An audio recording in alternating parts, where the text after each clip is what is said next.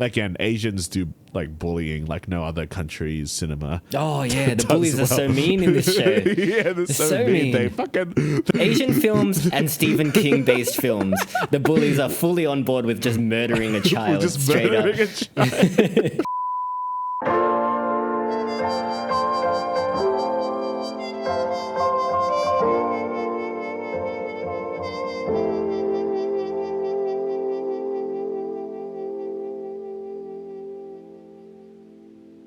Hello, everybody, and welcome to another episode of Two Asian Blokes Podcast, a podcast where we talk about Asian pop culture, films, TV shows, comic books, anime, music, food, video games, whatever we're feeling at the time, really.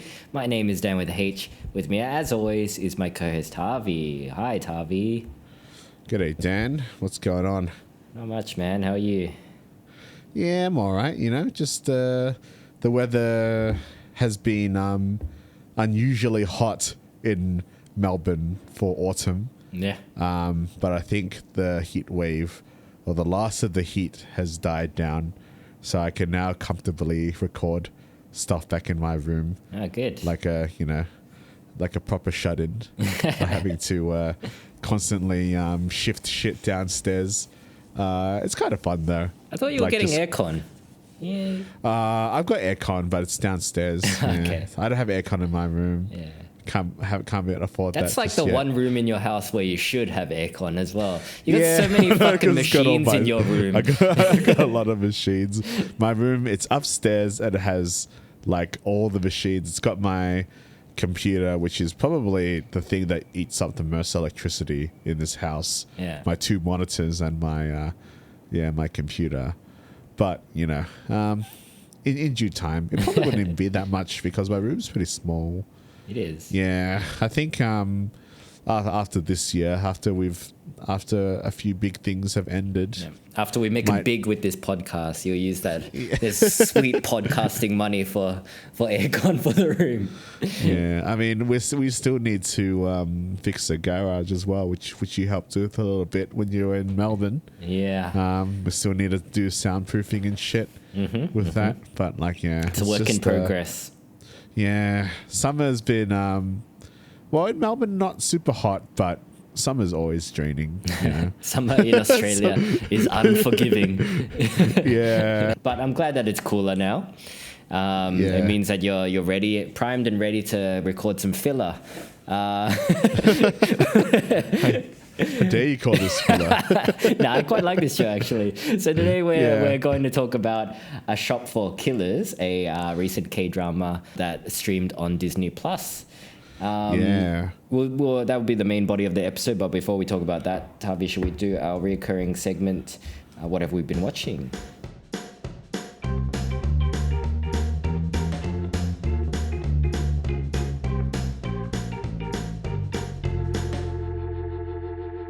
This is the part of the show where we talk about the things that we've watched. If you want to skip ahead to the A Shop for Killers review, there are time codes below. I do have something that's a little bit different from the usual stuff.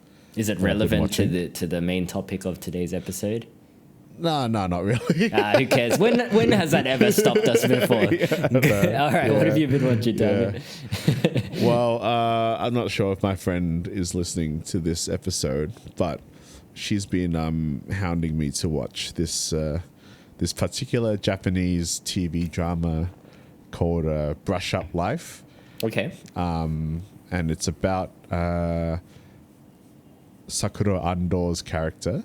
I've already forgotten the main character's name.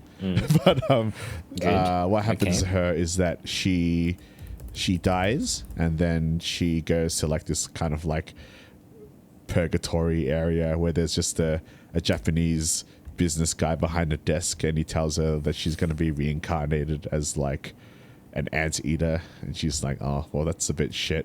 And he's like, well, you're free to like restart your life and accumulate good deeds. So what she does is she basically relives her life with all the knowledge of what she knows, but tries to accumulate good deeds. But the twist is that she dies more than once, and she keeps going back to this room, and then the guy kind of still allows her to redo her life It wasn't really what I expected, because I was expecting something that would have been like quite introspective, and it is, but it's very light. It's a very easy watch. Like there is no like antagonist. I guess with each like round of her life, she remembers certain things that she has to do to like save people, like stop one of the teachers having an affair with like her kindergarten teacher, so her best friend's mother wouldn't like break up, or marriage would like collapse, or she'd have to save like one of her old teachers from getting like a harassment call on a train or something, because he gets accused of being a groper, but it was actually some other guy, otherwise his marriage would break down, and that kind of thing. So it's just her trying to do like different jobs. Like she first starts off as like an office worker, then she starts like doing progressively like smarter jobs, because she can obviously do more with, I guess, living over 100 years essentially. But yeah, it's a really it's a pretty short series. I haven't finished it yet. I've still got like a couple of episodes, right. But it's got a lot of pretty renowned Japanese actresses that I've recognized. Sakura Ando, who probably most people would know as the angry auntie from Godzilla -1. But yeah, she's really good.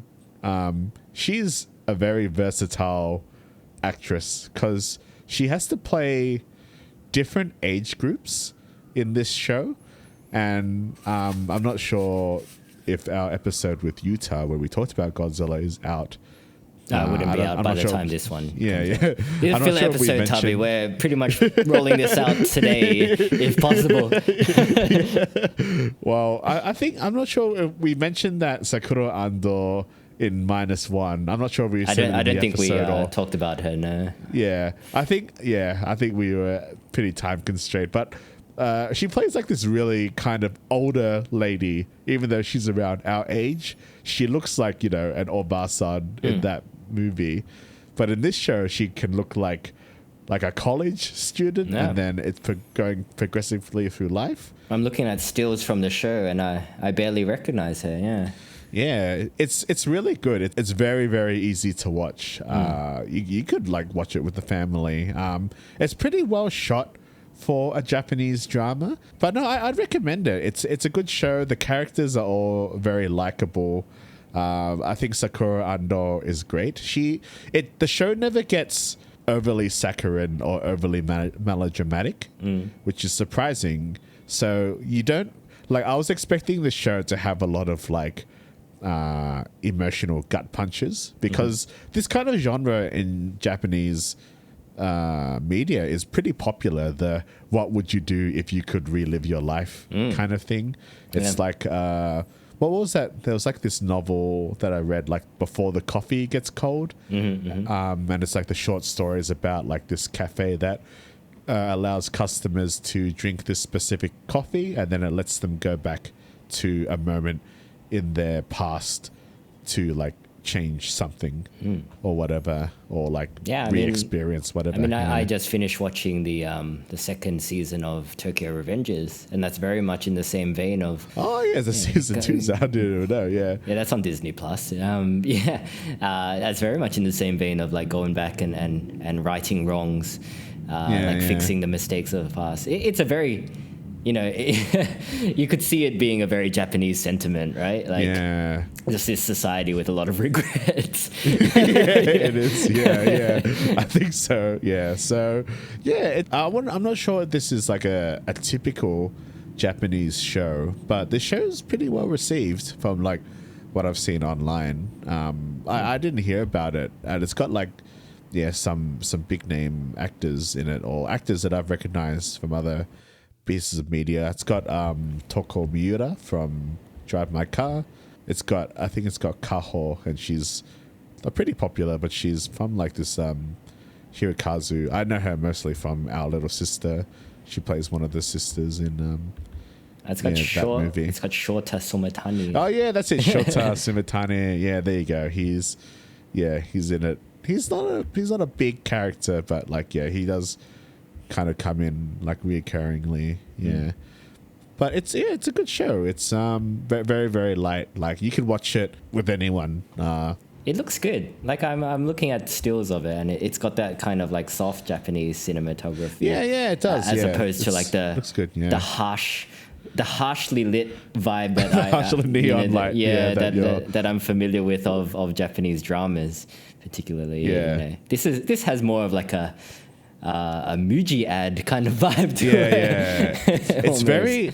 Oh yeah, I'll just add like it is very nostalgic as well, because a lot of the times her character growing up goes through like the 2016, 2017 era of Japan, and that's the time we were living there. Okay.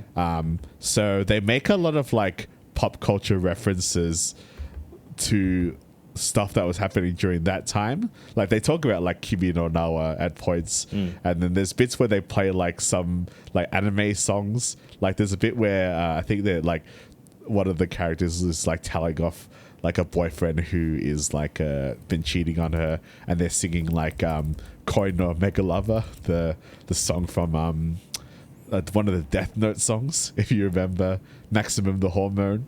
Oh yeah. Okay. Yeah, the get you away. It's like, dude, yeah. So they played that song, and they're like, it's really funny. Yeah, so it was quite nostalgic watching it, because like, man, all this shit like happened while I was there, so I was almost like reliving like a period of my. Is there a scene where they get excited about Wild of Speedo 7? I don't think they could pay for the copyright. Fair enough. Vin Diesel will come for them there. Yeah. So that's Brush Up Life. Brush Up Life. Seems like alternative title is rebooting as well. I'm seeing that. I think the Japanese, because the kanji says like Brush It Up Life. Yeah. So I guess sounds pretty good. Give it a watch. Yeah. Don't know where you can watch it, but give it a watch. Give it a watch if you can find it. But shall we get on to the meat and potatoes of today's episode, Tavi?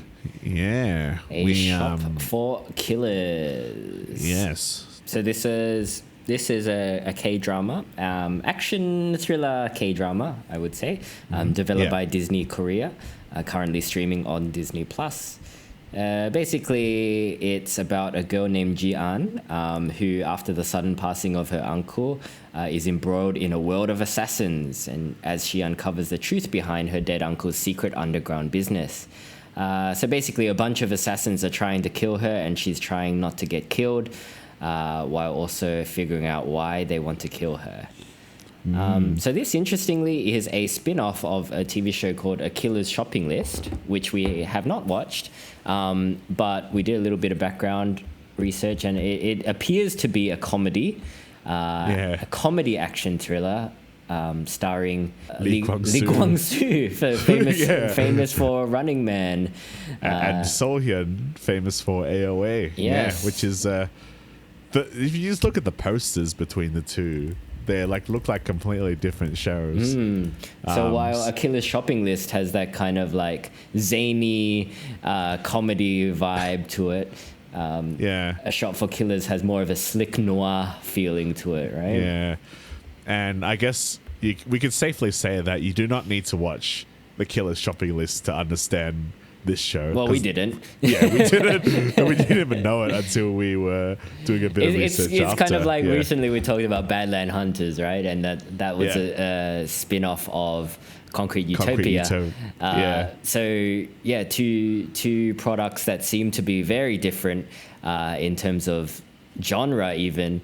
That's kind of this situation as well, I assume. Again, having said that, we have not seen The Killer's Shopping List, so who knows? Maybe that is a slick action noir as well, although the posters do not suggest that. Yeah, because I thought that A Shop for Killers was based. Well, I think it is, but it says it's based off like a novel, or like a light novel or a graphic novel of sorts, or a webtoon.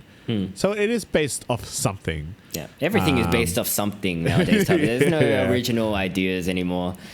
Yeah, I originally wanted to talk about this show in the same episode, or in this shortly after we talked about The Brother's Son. Okay, which is which is now been cancelled. Yeah, well, I think that's because we were watching these two shows concurrently, right? Like, I don't know about yourself, but I was kind of like doing maybe one episode of Brother Sun and then one episode of A Shop for Killers, and just kind of alternating between the two. I was kind of doing the same thing. Yeah, they're pretty similar in terms of narrative, premise? I guess. Yeah, premise. Yeah, narrative. Yeah. So They both basically, involve like killers. an oblivious, innocent person being thrust into this world of assassins is the vibe of both of the shows, right? Yeah. Pretty different though. This show is much better than A Brother's Son. Yeah, I'm just going to throw it out there. I don't think it's a controversial opinion at all. I think this is probably a very overlooked show that's on Disney. I just stumbled across this show when I was just looking for YouTube, and I saw the title. Like, that sounds pretty cool. And then I watched the trailer, and then this could be like a lot of fun. And then when I started watching it, I was like pretty hooked, like surprisingly more than I expected it to be. I wasn't expecting, like a fucking band of brothers or I mean, the trailer like looks that. good. Yeah. The trailer made it seem like pretty entertaining. And again, like, this is right up our alley, right? This is like the subject matter Killers. that we tend to gravitate to. Yeah. I think so. I think a lot of our best of last year was like just assassin-based properties. Maybe I think that's probably our niche now. It's like movies about like assassins and hitmen and stuff, and like I love these kind of stories as well. Yeah. So we'll talk about this show non-spoilers first, and then we'll give you a fair spoiler warning before we start dropping major spoilers. But if you do want to go in fresh, it is on Disney Plus. So go check it out if you have that subscription. But I mean, the main character of this show is a girl named Jong Ji-an. And she has her uncle as well, Jong Jin-man. So Jong Ji-an is played by Kim Hye-jun, who I'm not familiar with. I'm not familiar with her. She's probably an up-and-comer, right? Yeah, she's the only thing I can recognize is that she was in Kingdom, which I haven't watched. Okay, so that was the we should watch that. Netflix. That looks pretty good as well. I think she's in the Takashi Miike Korean show Connect, which we haven't watched yet. Oh, I wanted to watch that. I put it on my saved list, but I haven't watched it. Yeah, we haven't watched it yet. Maybe we'll talk about. I mean, fuck, we got. There's fucking too many shows, man. There's too many like good. This is the kind of show that nearly makes me want to pay for. A lot of them are on Disney Plus. Connect is on Disney Plus as well. Yeah, the Worst of Evil, which I haven't finished watching. That's on Disney Plus. Yeah, that's on Disney Plus. But yeah, like the thing about Jong Ji-an as a main character, and in comparison to the Brother's Son episode, which we talked about Bruce being a really shit character, is Jong Ji-an is a character that I'm not the same as Jong Ji-an. I'm not Korean. I'm not a girl, and I have lived somewhat of a pretty privileged life. You don't know Krav Maga, as far as I know. I don't know Krav Maga, but Jong Ji-an's character is off the bat like immediately compelling to watch. Whether she's the most original character, I don't know. Like you've probably seen this kind of character in a lot of shows. She's a stoic teen. A stoic. I don't think she's a teen at the. She's like a college student, I think. Yeah, she's a college student. There's a couple of time frames within this film, within this show, but like in the present, she is a college student. But so you're saying that although Bruce might be more similar to you, Jong Ji-an is just more interesting to watch. Jong Ji-an is much more interesting to watch. Like a lot, I reckon. By a lot, yeah. Like the show kicks off immediately in like a showdown of sorts where Jong Ji-an is trapped in her house, which is kind of in the countryside, and she's being bet on by armed men and a sniper, and she's trying to get access to this gun that's across the room. And then in the room you see there's this other kid that's with her. You don't know who he is. And another short-haired kind of assassin looking but injured woman. Very so you don't strong know what's opening. going on. Extremely strong opening. It is a very strong opening. Yeah, I love a scene where somebody's pinned down by a sniper. You know, I've been this excited about snipers since Enemy at the Gates. But it is always exciting stuff because it's so tense, right? And like you said, the fact that there are these other characters in the room, but you don't know who they are. You don't really know the context of what's going on. You're just kind of dropped in this situation. It is a bit like the trope of like 3 weeks earlier, you know, the one that Rick and Morty make fun of. But you know, honestly, I don't mind that trope. This show is pretty tropey. I would say that this show is pretty tropey, but I think it kind of embraces it. Because there are just like a lot of scenes where there's like one really cool assassin that is like killing all the other like highly trained assassins. But with this opening scene, you already get a sense of who Jong Ji-an is as a person. She's not a highly trained assassin killer, but she is very capable. And then after this, you say like, you know, plays with the spatial formula of cutting back and forth to different aspects of her childhood. And you can see how she has ended up the way that she has. She's not like a good fighter. Like there are various instances in the show where she tries to fight the person, but she's overpowered like pretty easily. Because she's a girl, Tavi. But the thing is, like, just because she's a girl, you know, I think she is still like a strong character, but that's not like, I am besmirching Disney again. That's not just saying that she doesn't have any flaws. She has a lot of flaws, and she's stoic, but she's also vulnerable as well, you know? And I think that's what makes her like a great character and more compelling to watch, you know? And sometimes I even prefer like female leads like this, because you kind of understand it a bit more. I guess, like, you know, with us being maybe Asian in Australia, we're kind of on the back foot in a sense. So it's like whether or not, like, you know, her being a woman, she's going to be on the back foot physically against these trained assassins, except for Minji, who's just really good at fighting. And she's just cool. I guess she's got cool powers. We'll talk a little bit more about her. That's pretty much her role, though. Like, I don't actually think there's much to say about that character, Min here. She's just a cool femme fatale character. She's just there to be a badass. Pretty much. I liked her character. She's good. I thought like there'd be more of kind of a bond developed between Jian and Min here, but I mean, without like dropping major spoilers, that doesn't really happen. She's just kind of there to be a badass. I think the show's pretty limited in its plot. Most of the show, I think this show is very easy to follow.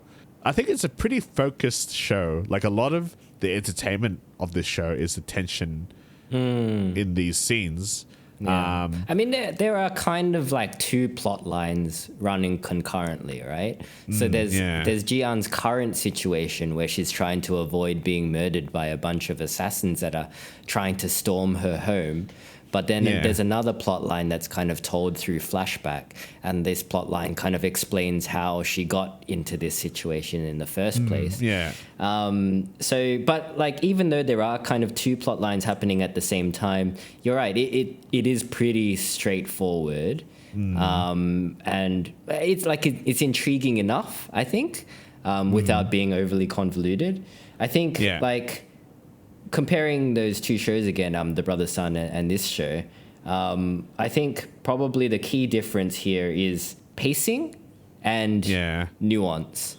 Like, just comparing the two characters of Jian and Bruce, like, Jian talks a lot less than any of the characters in Brother Sun. She like, the plot is explained through action rather than dialogue. And I mean, that's just more attuned to like our preferred aesthetic, and it is a slower show than The Brother Sun, I would say, but like I think that's kind of a refreshing change of pace. I think some people might find this show maybe a bit too slow, but it is kind of just a matter of preference. I'm not sure if I agree with that. You don't think it's slow? I don't think I was ever bored watching this show. No, I wouldn't say it's boring. I know, I mean, like, I don't feel like there was ever any parts that make it stretch. Like, I mean, you could argue, like, we do find out that Jong Ji-yeon, had a difficult childhood.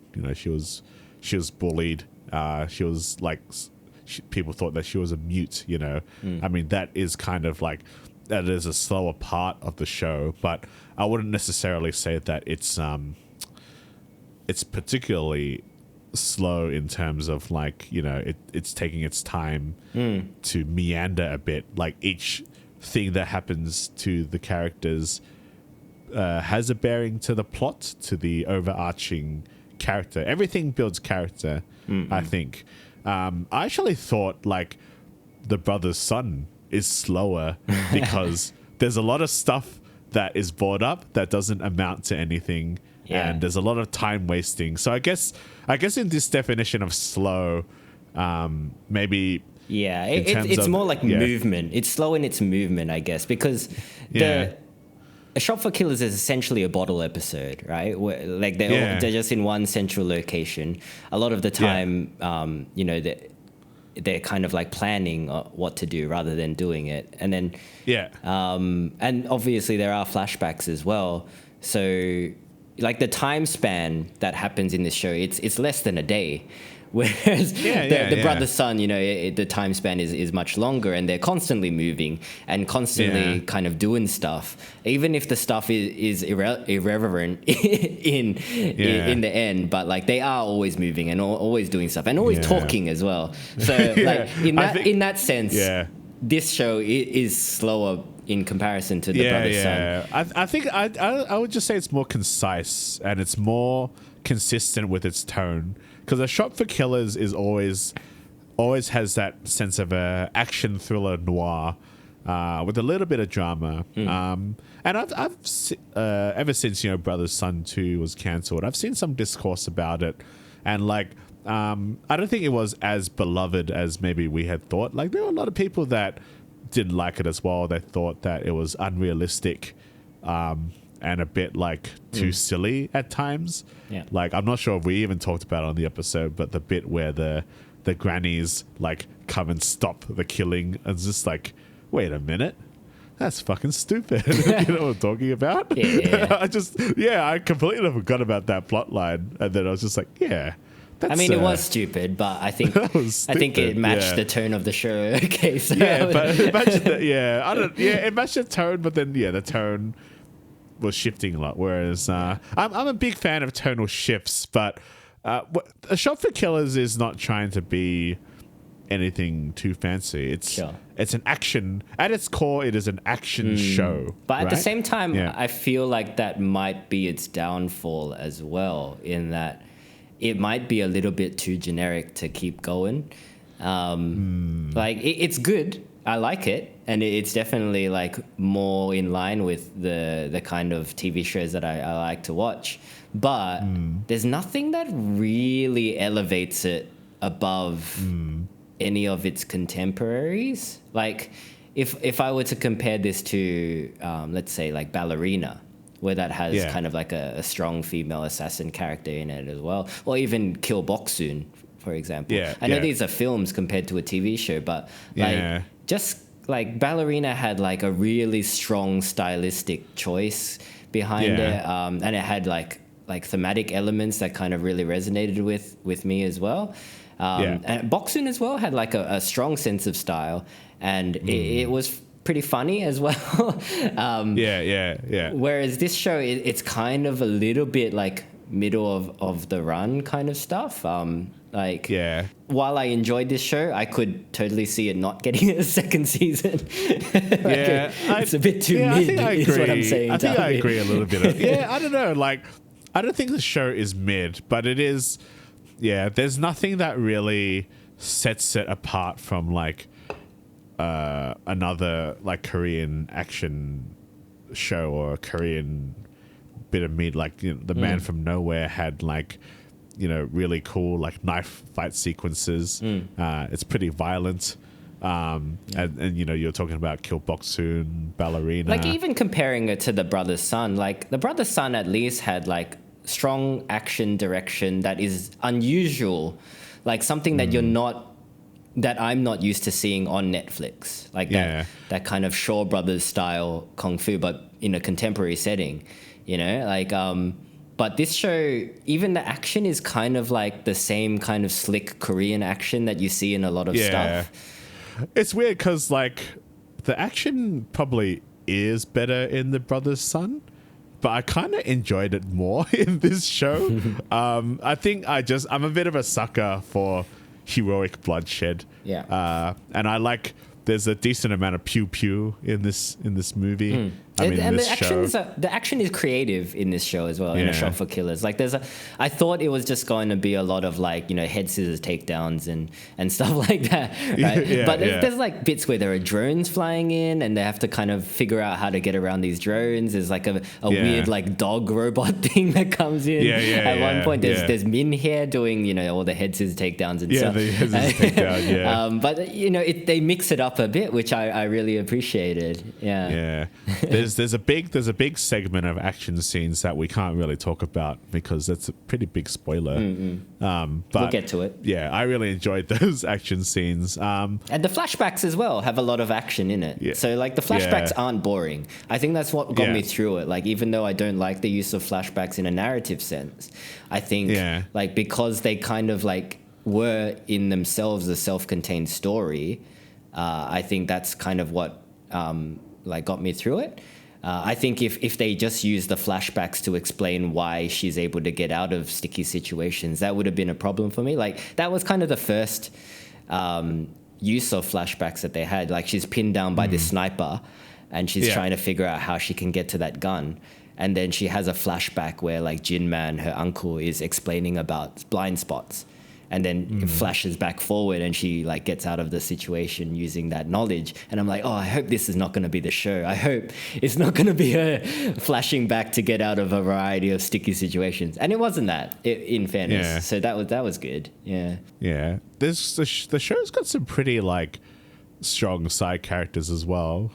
We talked about like Min-hee, who's probably the weakest out of the side characters. I mean, she's a badass, and but in terms, you don't know that much about her. But I think that's what makes her cool. But like, we've got Pasim, like the Thai guy. The Thai guy, I love Pasim. He's so Thai. I love how Thai he is. Just his like his cadence is really fun to listen to, like a Thai guy speaking Korean. And he's so blue collar as well, like a Thai guy would be in Korea. I loved him. There's a pretty cute plot line. I don't remember it fully, but like Jinman won't let Jian I think like date someone unless like she lands like a blow on him, a punch. She wants to move out, I think. And that's it. Yeah, she wants to move out. Yeah, that's right. So she tries to hit him, but like he's really good at like fighting, so he just dodges it all. But like then she wants to learn like Muay Thai from Pasim. Pasin is what I can see here. And it's just like this really lighter-hearted segment of the show. That was just fun to watch. You know, just her trying to learn like Muay Thai, and he's like beating the shit out of her. He's like tiger kneeing her. Like even though like Jian is not really interested in becoming, I guess, the leader or the new owner of Murder Help, which is another big plot point where she finds out that her uncle Jinwan has this underground like shop basically in the black market where there's all these guns underneath the house, and it's basically a black market for guns, and these assassins are trying to kill her so they can get access to all this weaponry and like his legacy basically. But she kind of doesn't want to do that, right? She's just like, I'm just a fucking college student. Well, she's a bit conflicted about it, for sure. But she's always a character, I think, that is doing something, you know, even if it's not something that she super wants to do. Like she's always working towards it. Like she's an active protagonist, which I really enjoy.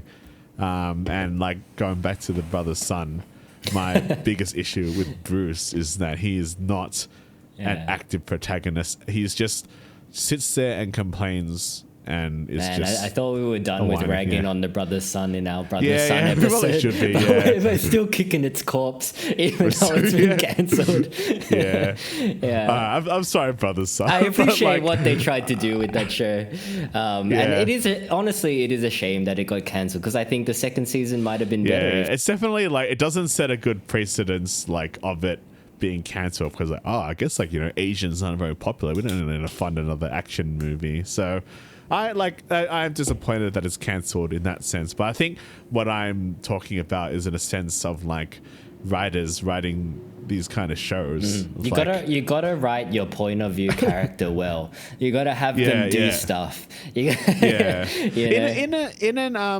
a straightforward action show, yes, I think. If you're writing something a bit more like weirder. Experiments. You're talking about Beau is Afraid, which you were just watching recently. Yeah, I'm guessing that character doesn't actually do that much. Not really, but we're not talking about that show. Even though you should watch it, it's a great movie. But yeah, like she's just doing stuff, you know, and I think that's why like you want to watch her. And she's also like the childhood stuff. Like there's the drama. It's melodramatic enough that it's like. You kind of feel for you can kind of see that they've had a hard life, you know. It's not the easiest. Like again, Asians do like bullying like no other country's cinema. Oh yeah, the bullies are so mean in this show. They're so mean. They lock her in like at night. They like lock her in this fucking only in Asian films are bullies like full Asian films and Stephen King based films. The bullies are fully on board with just murdering a child. A child. Man, who's raising these kids, man? Man, I've been listening to, I think she's pretty famous, the Rotten Mango. I think it's Stephanie. She talks a lot about like true crime stuff, and she's covered some like incidences like in China and in Korea where like it's students like basically murdering other students and not having any remorse, and it's like. Oh yeah, you can see how this is kind of like shown in their films, you know. Yeah. It is just and it adds a lot. I'm not sure if I liked the CGI hyena, but you know we've talked a lot about Korean CGI. There was a CGI hyena. When was that? There's like this CGI hyena wolf that she always sees when she's like in a bit of if you remember that. Yeah.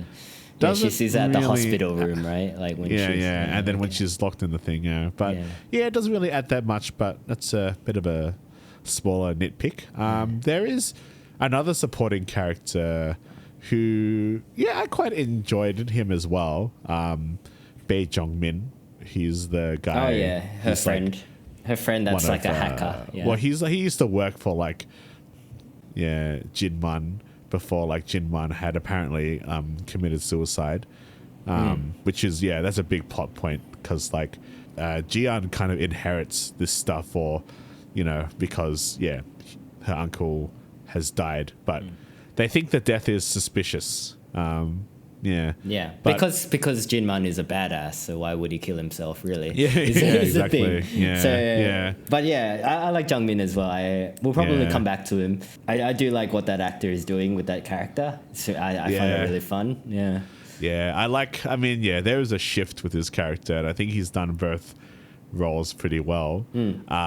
There is a central antagonist who I quite enjoyed as well. Is that no? It's Seung-jo. Seung-jo is the sniper. So he's kind of like leading the charge, the siege on the house. So he's leading it, but from really far away. So he's just kind of sending waves of goons in to try to get. But he's kind of Jian. that fairly over the top like jerk. He's he's very snarky. I would say, just with how he's good. He's kind of like rough around the edges. He's a little bit of a psycho, but he's mainly just a jerk. And he's just like his little like he's just a lot of like a lot of like tisking with like just like he's kind of exasperated a lot of the time. Just frustrated that things aren't going his way. Yeah. It was pretty enjoyable. Yeah. Aside from that, there's kind of like a rotating roster of bad guys, like that he's sending in after Ji-an. They all have pretty similar vibes. They're kind of just like dudes that are there to do a job, really. Like I kind of like this world of assassins that they have built in this show, where it's kind of it is very similar to Kill Bok-soon.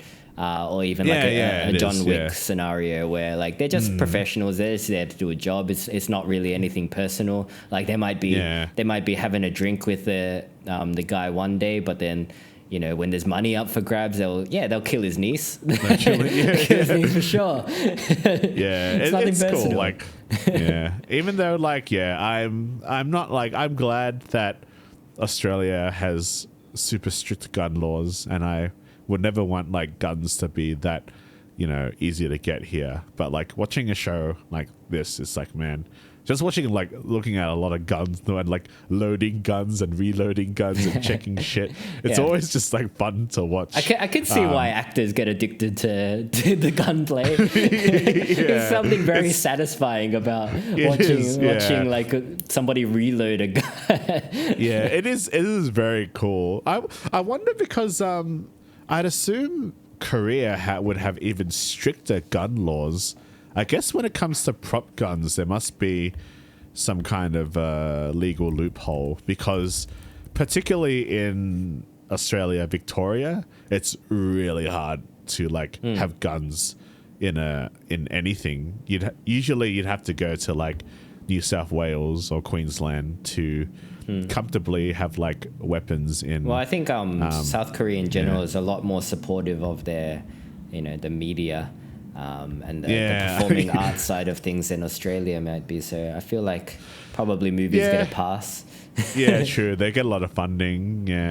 I think I'd assume that this show would have had a pretty small budget as well. I can't find any numbers, but I think they've done pretty well. You can definitely tell that there were bits where they were stretching the episodes. Like we see the intro, the sniper intro, basically again, like almost in its entirety. I'm like, okay, I can see what you're doing here. You needed to fill out the 50 minutes, so that's fine. There's a bit in this show, Tavi, where I was like, I don't think it's a spoiler, but there's basically there's a flashback of Ji-an's like life, like her early life. And then later down the line, there's another flashback episode where it tells exactly the same story, but from the perspective of Jinman.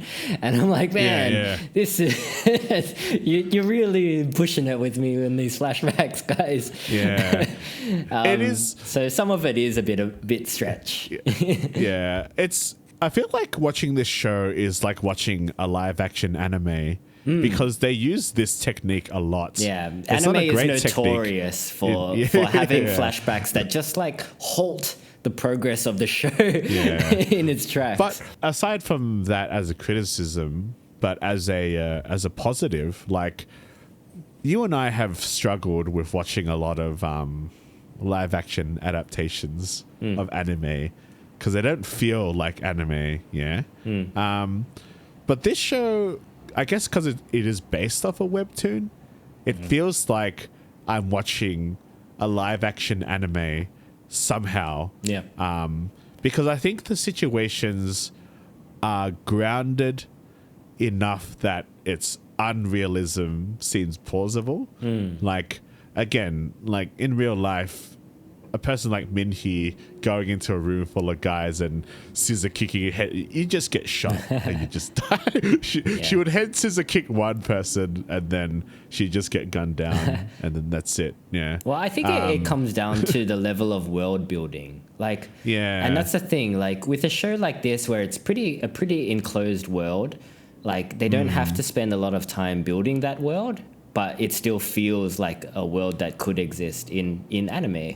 Or whereas something that's like an anime adaptation, like an anime has spent so many episodes building this world, and then the task of a live action adaptation is to condense that lore into like a few episodes. So it's almost an impossible task to do that, right? And that's a pretty good point. The only kind of like successes is something like Kenshin, where the world is almost like a realistic take of that period of time in Japan. So like there's kind of less work on the remakes, on the live action adaptation side to do that. But something like One Piece, something like Avatar, The Last Airbender, which I haven't watched the live action series to be fair, but it's such a hard task to kind of condense all of those episodes and all the world that has been built over the course of these episodes into just a few episodes. Whereas this is kind of like, it's a bit simpler to do. And that's why like you can kind of like spend a bit more time getting the feel of the show right. Yeah.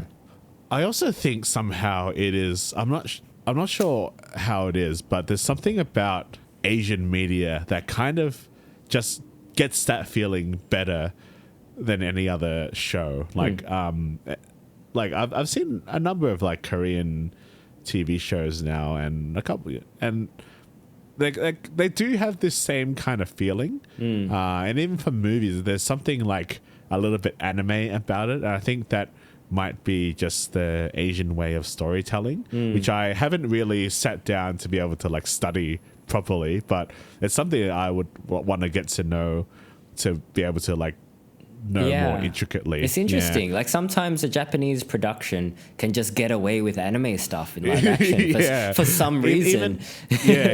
Like Alice in Borderland would have been ridiculous if it was a Western production. Somehow. It's very true. Somehow it just, because Alice in Borderland is another perfect example of well, there was an anime of it, but the show just works as a live action adaptation somewhat. Short guy with bleach blonde long hair comes in, who's really smart, like to a ridiculous level of intelligence comes in, and you just don't question it. It's just like, I'm watching an anime with real people in it. It's fine. I think it's if you write your characters well enough and you set your tone well enough, I think people forego the unrealisticness of it. But I'm not sure, we may or may not cover it at some point, because I have been watching the Avatar cartoon, and I have seen the first episode of the live action. And I would have to say, with the Avatar cartoon, it is very close to an anime. It's like probably the most anime an American production has been. And it's great. I think they've captured it really well. So it can be done, but there's a certain spice that I'm not sure I can quite explain. But they managed to do it in the cartoon. So there's something there. So I don't think it is just it being Asian. You know, I think there's just a mentality that is quite popular in Asia, but I'm sure any other country can pull it off. It's just like knowing the intricacies, or just knowing instinctively, or being inspired from it. So it's just cool. It is just cool. It's just cool. Going back to Shop for Killers though, I do want to give a shout out to Lee Dong-wook playing Jong Jin-man. He's great. I like him. I want to talk, like, his character is pretty hard to talk about, because I really like his character a lot too. And he's arguably the second protagonist. Like, he gets a lot of play in the flashbacks. Like, you get to explore a bit more of his story in the flashbacks. But I mean, he's really cool. Essentially he's just a trained badass that grows a conscience. But I like the portrayal of him as well, because Lee Dong-wook, he's not a physically imposing guy, I would say. In fact, I'm pretty sure his fans tease him for being a weakling. Oh, really? And I don't know that much about him. I've seen him in Running Man a couple of times. He's pretty good friends with Song Ji-hyo. Oh, really? Yeah. But he's he's a bit snarky, and I like that. I like kind of his sleepy-eyed demeanor. I think it works well with kind of like the sociopathic tendencies that you need to portray like an assassin type character. He's kind of got like a dead-eyed stare when he needs it, but he's also has this kind of warm energy when he's interacting with like his mates, like Pasin. I think, he's his interactions with Ji-an, where they kind of just like, she doesn't really like him in general. He's a bit of like an overprotective ajushi. But at the same time, you know, he's very firm in his like rules and his belief system. I like all that. And he does the action pretty well, the action that he's in. Yeah, he does, He does arguably, like, especially in the second half of the series, he does a lot of action. With his nemesis, which we haven't talked about yet. Which we haven't talked about. Yeah, I guess it's a spoiler thing. Should we get into spoilers? Should we just get into spoilers? Yeah. Yeah, but I mean, if you haven't watched this show, if you're like us and you're predisposed to liking stuff about assassins and criminal underworlds, I'd check this out for sure. It's very good. Yeah, as Dan said, it's like a little bit middle of the road, but for me, this show was just really easy to watch. I think all the characters are very compelling. All the action scenes are pretty cool. I honestly enjoyed this show a lot more than I expected to. I thought that this would just be kind of like a throwaway show that I would watch and not return to. But no, I was watching bits and pieces of it again the other day, and I was like, yeah, man, this is a cool fucking show. Like, yeah. So definitely recommend it, especially because I want a season 2, because I want to see how the story ends. If that's kind of a spoiler. Or not sure what's happening with season 2, which we will get into in the spoiler section, which is now big time spoilers for big time spoilers. Shop of Killers. So what happens in this show is we find out that Jong Jin-man was part of a mercenary group, so he's like ex-military. A group called Babylon. Yeah, and basically all the assassins, Songju, like him and Songju and a few others were like, they were part of the same mercenary group, but they had a particular member in the group called Bale. And he's the supreme evil in the show, and he was my favorite character in the show. Baby. I really enjoyed Bale. He's just an absolute like psychopath. Like he is not humanized at all in the show. He's just evil because he enjoys being a bad person, and like that's fine. Just have your super evil guy, but he's not like, I wouldn't say he's like a Joker kind of evil. No, he's not over the top. He's clearly a psychopath that just likes to hurt people. He's not over the top, but he is over the top. Yeah, like the actor. So you know what I'm saying? Johansson, he's doing a really good job at being pretty charismatic, but also he's just a bug-eyed psycho. Like he really treads that line well. It's like it reminds me a lot of like Jung-woo-sung, like that kind of like bug-eyed intensity, like bug-eyed cool intensity. Yeah. So I mean, he has a couple of scuffles with Jinwon because he keeps like killing innocent people on their jobs and forcing people to fight. And I think the last straw is that they find a room full of like kidnapped prostitutes, and what he does is he like chucks a grenade in it. And just like, what the fuck are you doing? Just cause, And I think Jinman is like, I'm gonna fucking report you or whatever, like, because he doesn't want Bale back on his team for like another job, because he just keeps. I mean, like he kills his own men, because he got spotted. Yeah. Even though Jinman can't really prove that, but like, he's clearly bad news. It's just this. He's the one, there's always the one coworker that you just can't get along with. And this is this guy for Jinman. This guy, and it's interesting because to go through this backstory, Jian actually takes a back seat. You don't see her for like a few episodes, and this is a huge risk sometimes, because sometimes I'm not the biggest fan of switching protagonists when I've really been enjoying a particular protagonist, because I really like Jian as a protagonist, but because what they've introduced is Bale, who I just thoroughly enjoyed. They've added cool action scenes, but it makes sense, we kind of want to find out who Jinman is. And also, if you also think about it, as you're saying, it's a bottle episode, Jian is not like a fighter, you know. So there's not much more she can really do. Well, she knows Muay Thai. Until like, yeah, she knows Muay Thai. That's not going to do much against like guns and shit.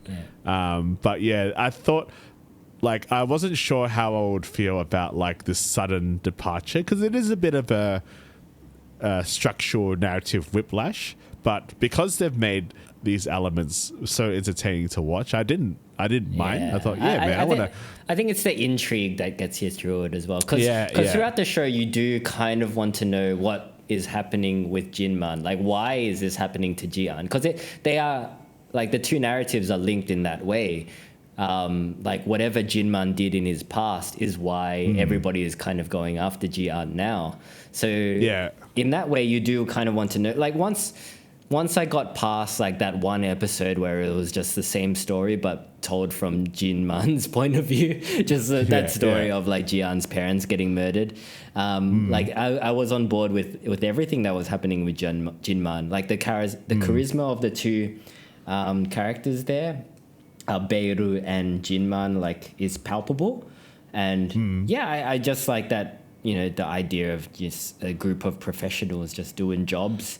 But they don't get along very well. And I guess like, this is where we see where like Min-hee comes in, and she's like, she was another like prostitute or something. She's not super developed even in the flashbacks. She's a prostitute that gets saved, like, and then she's just kind of good at stuff. So they keep her and she just learns from Passim, and then now she's like taking out groups of dudes. She doesn't even learn from Passim.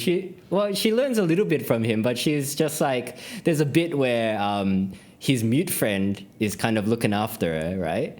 In the safe house, and then like while he's gone, she kind of reassembles these weapons, and they're like, I didn't do that. Who did that?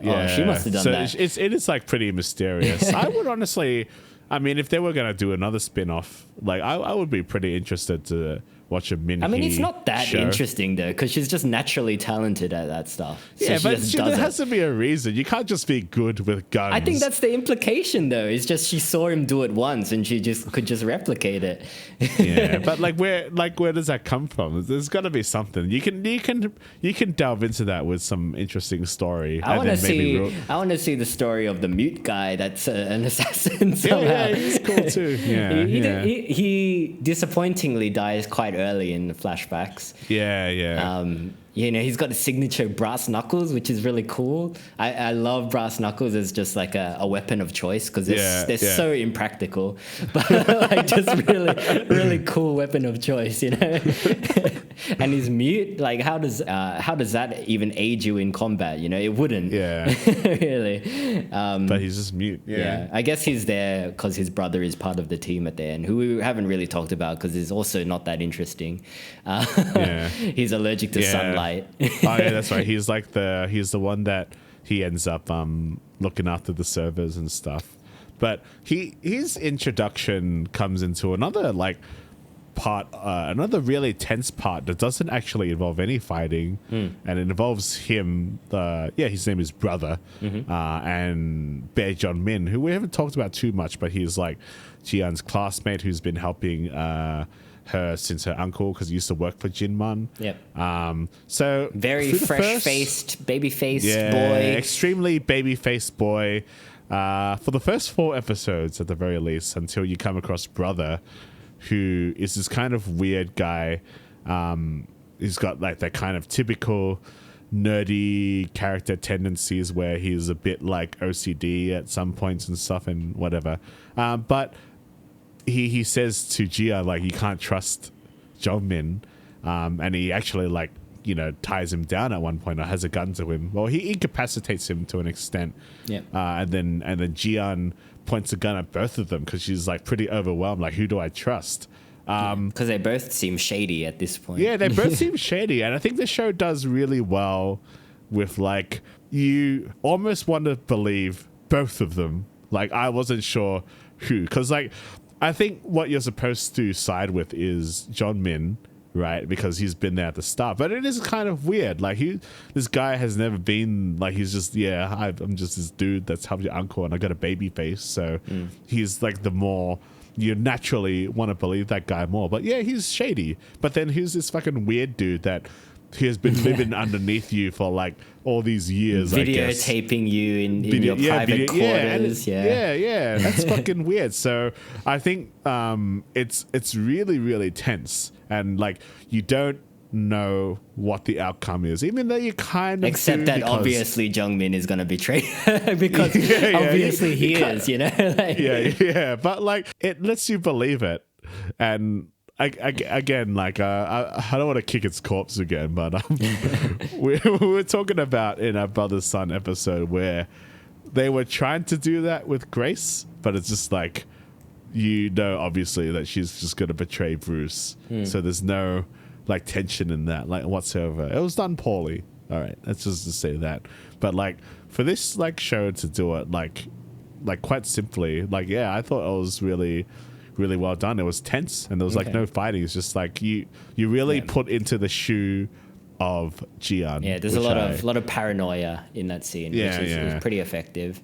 Yeah, and again, compelling characters, man. It's like you believe it, and like again, you know, me and Ji-yeon, we're miles apart from like similarities, but you get it, you know, like the show's putting you into this character's shoes. Yeah, for sure. Like POV, from Ji-yeon's point of view, like it's a difficult decision to make. From a viewer's point of view, like obviously Jung-min is shady and you should not be trusted, and he does betray her. He betrays the shit out of her. Yeah, he betrays her. Yeah, so, he's one of the bullies that locked her into the thing. And then when he says that, it's like, you fucking. He's bastard. Not only a bully, Tubby, but he's the smart bully, the one that he's the intelligent. Bully. He's the guy in Confessions. Where, yeah, that's it. Yeah. His villainous turn is so deliciously evil. Yeah, like it is. It's so like, I'm smarter than everybody, and I got into this underworld through my intelligence alone. Like, I don't have any combat ability, but I'm just that smart that I could infiltrate this criminal organization. It's very Asian, right? It's very anime, the way that his villain arc turns, and it's very enjoyable to watch. He's just an awful incel, you know? It's so good. And like, casting these like babyface actors to be like really evil is kind of like a stroke of genius, because there's like this level of like punchability, because you just want to like, I don't know why, like evil characters with baby faces and who are, well, I guess are weak. Yeah, and who are, but also the smartest person in the room. You know, like, but you just want to fucking punch him in the face. Man. Yeah, you're just like, oh, you fucking prick. She like thankfully she does get the one up on him at a point. I don't remember, but she like. She manages to escape. I forgot what she does, but what Ji-yeon does. But yeah, there's like this kind of like cat and mouse kind of thing, and then she like ties him up.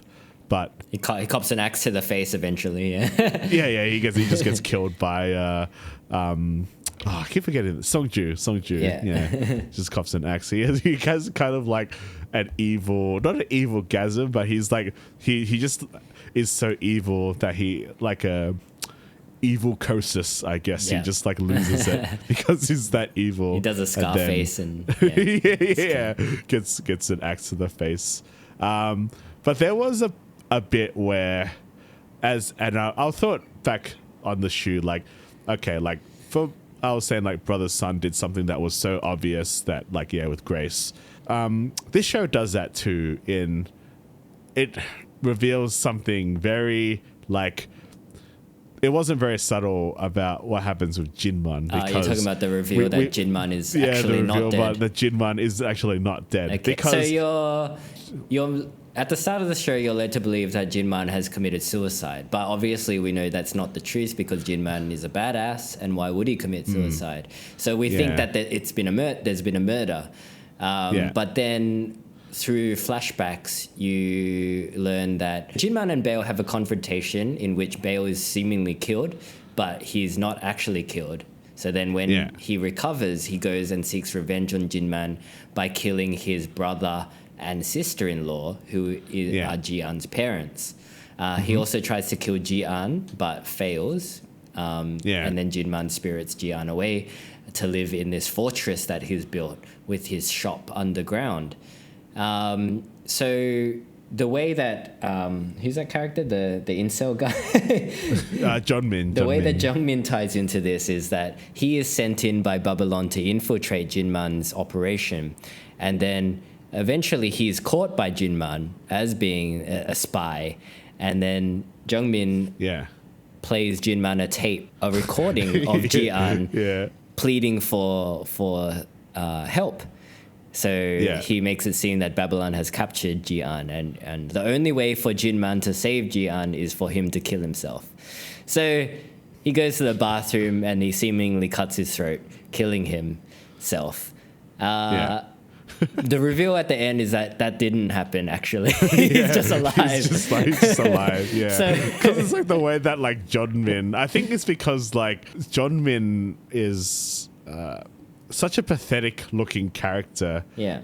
And I think I'm wondering if like it was intentional that he's supposed to instill that we know that basically Jinman is alive, because when he's like, I killed the fucking I'm like this guy's supposed to be such a fucking badass, but I killed him. It's like, no, you didn't. Man. So I'm not sure if it was the intention of the show to like, you know, say, oh yeah, Jinman must still be alive, because they don't really kind of explicit any other clues after that. But as soon as that happens, because I remember I messaged you, because I think you'd finished the show before I did.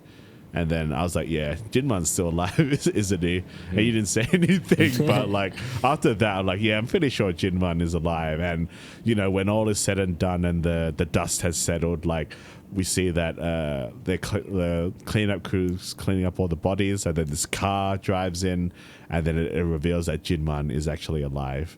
And you kind of, there's another hint as well where brother says something to Minhee.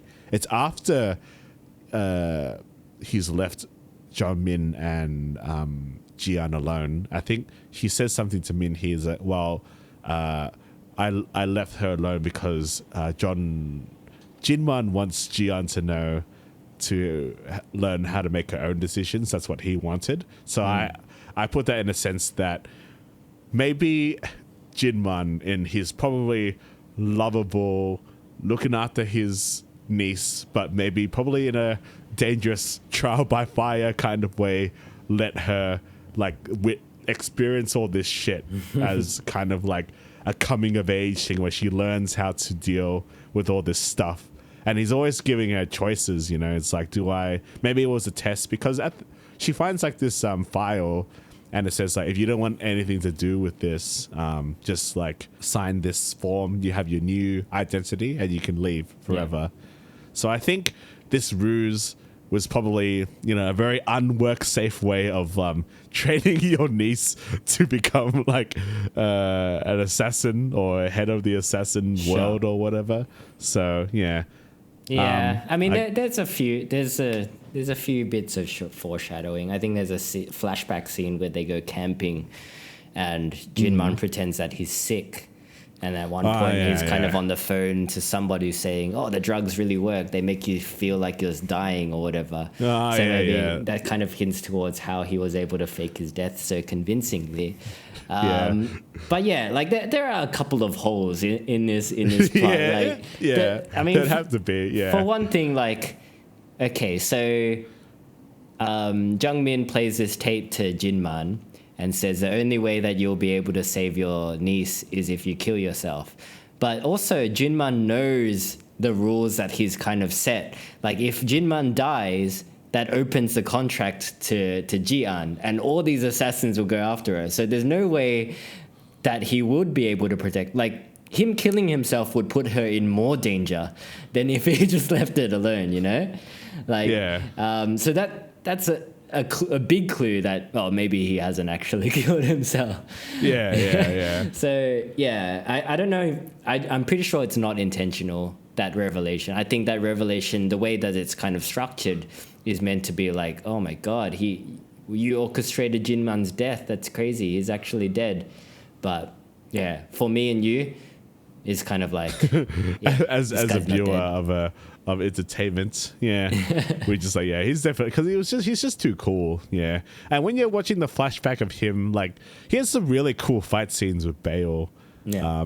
In like, even as a character, there's no way that this badass would be killed by this babyface incel, you know? Babyface incel with fucking AI deep fake voice. Like, come on, man. Yeah. Like, doesn't really make much sense. Yeah, it didn't make much sense. So there you go. But I mean, this show it's not without its plot holes and contrivances and stuff. Another big plot hole is like, so Bail and Jinman have this rivalry, right? Because Bail likes killing innocent people, and Jinman's not all about that, right? So Bail kind of has his followers that like him because he's strong, I guess, and Jinman has his followers that like him because he's like level-headed and like not a psychopath. He's not a psychopath. Yeah. But then they also have the organization that they work with called Babylon, right? So like when Bail recovers from his explosion injuries and goes after Jinman's family, Babylon seems to like support his decision to do that and back him up, even though like there's no monetary gain for going after Jinman's family. Like the company itself shouldn't really support Bail at all, right? Like, because the boss guy seems to be on good terms with Jinman. Like, they seem to be mates, but like he chooses to back this Bail guy that's just a fucking psychopath and like support the murder of this like lovely couple and their daughter. Like that doesn't really make sense either to me. It's because the Babylon's the family. They're the real family, not Jinman's actual family. But Bail is clearly a liability. Like out of the two people, Jinman and Bail, you'd be looking after Jinman. Like he's the level-headed asset that's equally as strong as Bail. Like I know Bail kind of got the better of him in that final fight, but like Jinman's pretty good at what he does, and he's not a fucking psycho. So you'd support Jinman, presumably. Oh, but you see, Bail will get the job done, man, because he has no feelings. I guess, and he's still out there somewhere. He's still out there. That was. I was a bit disappointed that because they were kind of building up Bail to have like a final confrontation, but I guess they're saving that for a season 2, which is that probably might not going to happen, or might not happen. Probably not, I would say. Yeah, unfortunately, because hopefully, with the millions of listeners that we have who listen to this, we should watch this show. Then we can get a season 2. Yeah, I mean, if the Brothers' Son show that was on top 10 Netflix for a little while was axed because it didn't get enough viewers, then I don't think this is. No, I mean, unfortunately, got to get a show. A season 2. I feel like this show is probably cheaper to make than Brothers' Son. Yeah. So it's got that going for it, and also this is Disney Korea, so. It's Disney Korea's call, so I mean, good on you, Disney. Like I've been a pretty harsh critic of you, but watching this show, Revenants and bits of The Worst of Evil at friends' places, it's you've almost convinced me to get at least maybe the trial so I can watch these shows because they're good. And if you produce good stuff, then I'll support you, man. Like, it's all right, Disney. Like, some of your American stuff hasn't been the best of recent years, but you make good Korean shows, and I'm down for that. That's all we ask for. It's good Korean just make stuff. Good stuff. It's good. Recently, is Hulu Disney? Or they just owned by Disney? I think they might be owned by Disney, or Disney acquires the rights to Hulu stuff fast. They're basically something. Disney, so it's all corporations eating other corporations, Darby. I can't keep track of it. And a show that we probably will cover, but we haven't started watching. I haven't started watching it yet. They made Shogun, man, which is apparently pretty good. Unless it isn't, in which we retract everything that we've said about Shogun. Well, you'll see in our Shogun episode whether we liked it or not. I haven't watched any of it yet, so we'll see. But I've heard, and even from Yuta's perspective, when we did our Godzilla episode, he has been watching it. So, but Yuta is a very polite Japanese man, so we'll see. We'll see. We'll see. I think I mean, just make good stuff, Disney. You know, you don't have to like save the world with your media. Just make good stuff, and the rest will fall into place. Yeah. I'm not sure if I got that much more to say. I'm sure there was, but I've probably like long forgotten it. And yeah, no, I think we're good for a shop of killers, a shop for killers, a shop for killers. Yeah, yeah, pretty good stuff. Keep it coming. Yeah, do watch it. Because I want a season 2 because I want to see the conclusion with Bale and maybe a team up with like Jian and Jinman, or not a team up, but like to see how they work together to solve the issue of Bale. If I don't get a season 2, at least like release the webtoon in like English or something, and then I can like read it and find out what happens because it's cool. Yeah, I really like the characters. Like nothing about this show is super innovative, but it is very, very, very solid, I think. And that's why I've enjoyed it this much. Yeah. I agree. All right, guys, but what did you think of A Shop for Killers? Did you enjoy it as much as we did? Let us know. You can get in touch with us at twoasianblokes@gmail.com. You can join our Facebook group to be part of the conversation. Or you can follow us on Instagram and TikTok at twoasianblokes to see what we're up to. Thank you, as always, for listening. Yeah, and we'll see you next time on the Brothers Son Season 2 review. Continue to just kick that show. I feel bad. I do apologize for kicking that show. I mean, we didn't like it that much, but you know, it had potential. It sounds like I hated it. I don't hate it. I would recommend watching it. Well, I guess it doesn't really matter now because it's not returning, but do support like good Asian American media, even though a lot of it is it's mixed. But support it. I do. But if it's not that good, say that it's not that good. You know, you don't have to suck up to it either. Yeah. We can have an open and honest discussion about it. But yeah, support it nonetheless. Until we get bullied into an apology, which we will do, not for Brother's Son, but probably for some other stuff. I will never apologize for my opinions on Brother's Son. Only on your opinions about BTS. Yeah, that's true. I'm not ready for that. That amount of hate. You literally don't want to die. Yeah. Which is fair enough. Survival's pretty important, so you got to know when to lose. I know my limits. Lose the battle. All right, guys. We'll see you later. See you later, guys.